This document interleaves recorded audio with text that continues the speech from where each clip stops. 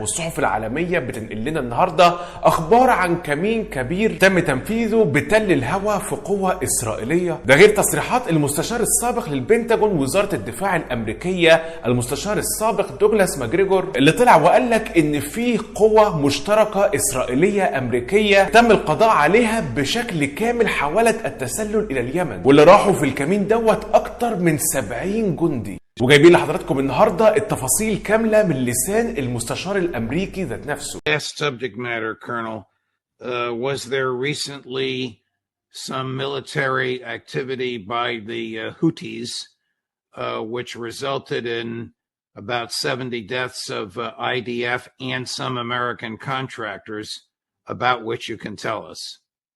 Well, I can tell you only what I found through open source material. I haven't seen anything classified.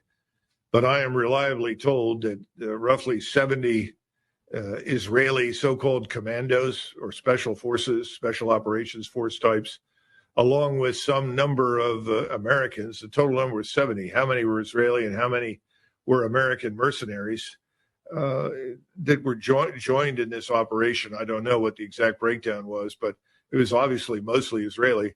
And they infiltrated successfully into Yemen. But they were tracked from the moment they infiltrated by overhead satellites, presumably Russian. And the Russians provided this information to the Iranians, who immediately telegraphed it to the Houthis. And whatever you say about the Houthis is that they're tough hombres on the battlefield. They set up an ambush and they killed all of them. And there is footage of the dead. And I haven't had a chance to examine it carefully, but clearly most of it's Israeli, but there are indisputably some American mercenaries there. There may be some Brits mixed into it who are also employees of the same contract firm. Now, this is something very important for everybody listening to understand. Persistent surveillance today changes everything in warfare. It not only enables precision strike on a scale that has never been the case in the past, it makes it impossible for forces to infiltrate into regions without being discovered. It makes so-called surprise attacks on the scale of Pearl Harbor an impossibility.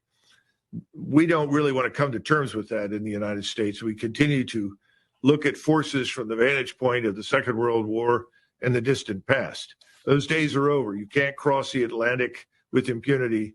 You can't do very much of anything without being detected. So the point is that this is a wake-up call, not just for the Israelis or the contractors who are part of this, but this should be a wake-up call for all of us. And we need to take it very, very seriously, because the only way to wage war in this setting is to disrupt the space.